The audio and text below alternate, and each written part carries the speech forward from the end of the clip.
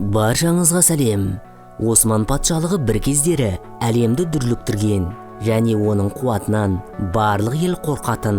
Ең шарықтаған шағында оның шекарасы Батыс Азиядағы, Африкадағы, Еуропадағы және таяу шығыстағы кең аумақтарды жалпы көлемі шамамен 20 миллион шаршы километр болатын.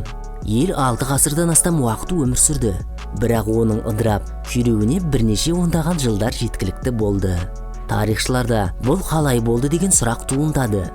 Нәтижесінде олар 600 жылдық патшалықтың ыдырауының 6 себебін көрсетті. Алдымен Осман патшалығының қалай пайда болғанына тоқталып өтсек.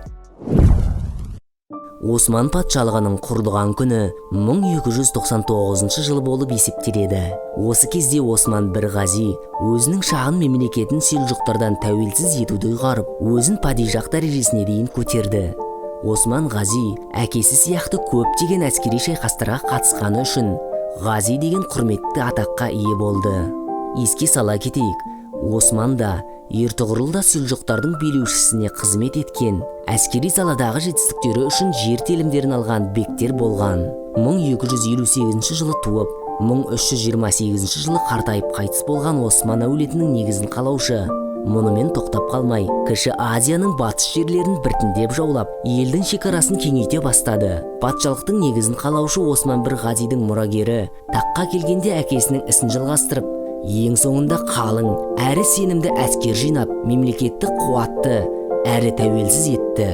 6 ғасырдан астам Осман әулетінің өкілдері қорғап, кеңейткен ұлы патшалық 1923 жылы өз өмірін аяқтады.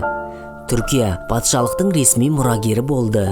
Сонымен Осман патшалығы неге ыдырады?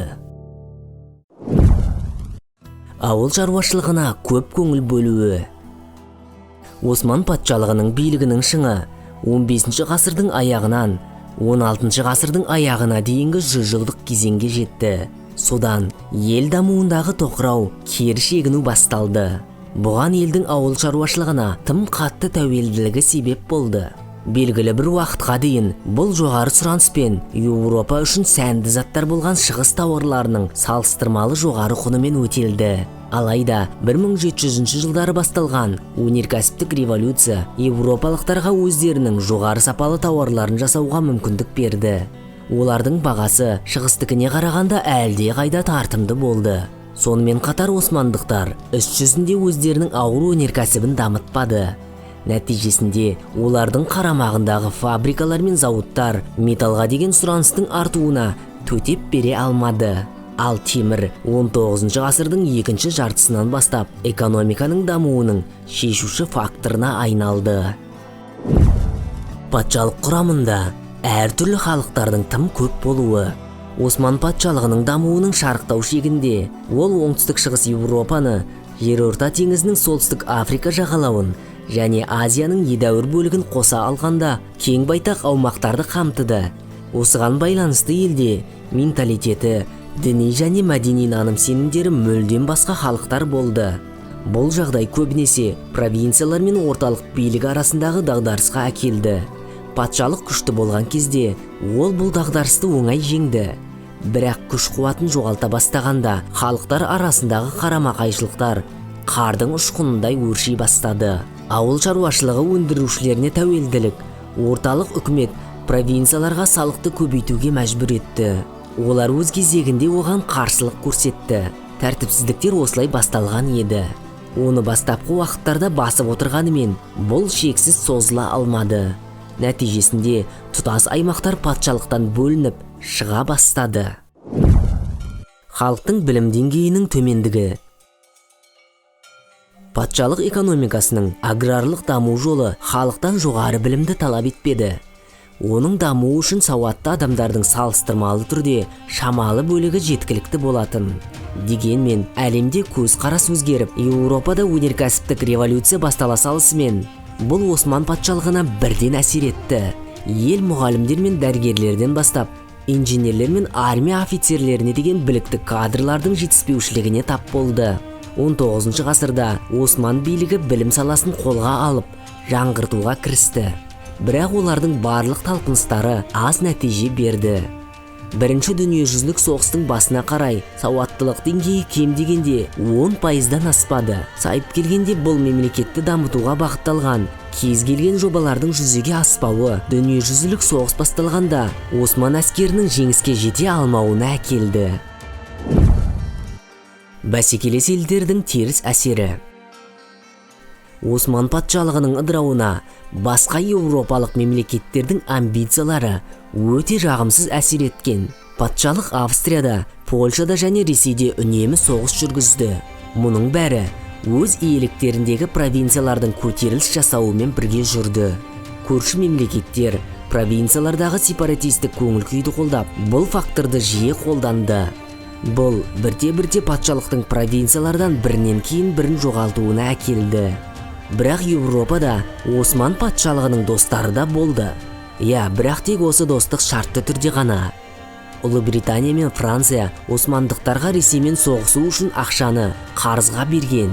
Бірақ бұл патшалықты қарыз құлдығына айналдырды. Және ол солтүстік Африкадағы аумақтарымен төлеуге мәжбүр етті.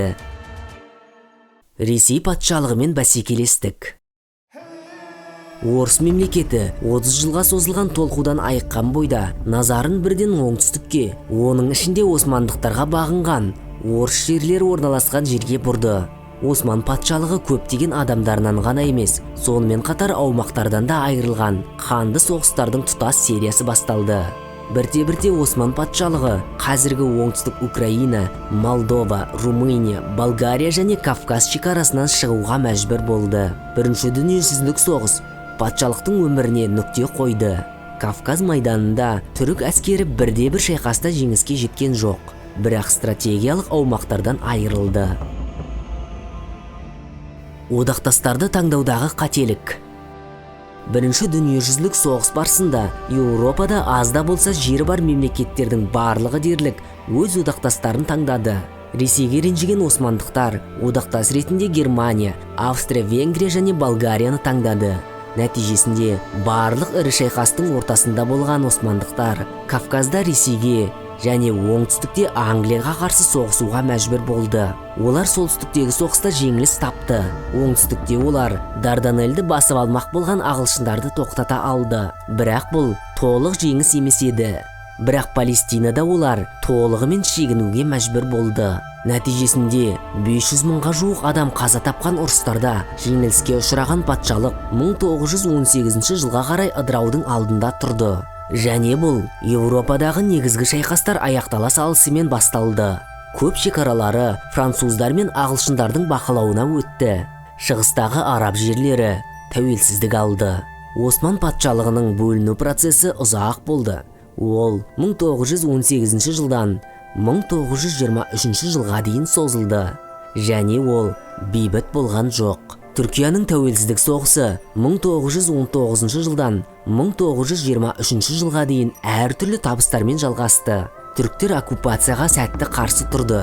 Осының барлығының нәтижесі 1923 жылы шілдеде барлық тараптар қол қойған Лозанна бітім шарты болды. Ол Осман патшалығының ыдырауын заңды түрде рәсімдеді және Түркияның жаңа шекараларын белгіледі. Олар бірнеше ерекшеліктерді қоспағанда бүгінгі күнге дейін сақталды.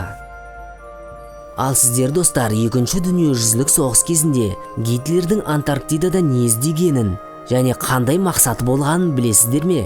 Білмесеңіздер, мына сілтеме арқылы өтіп тамашаласаңыздар болады.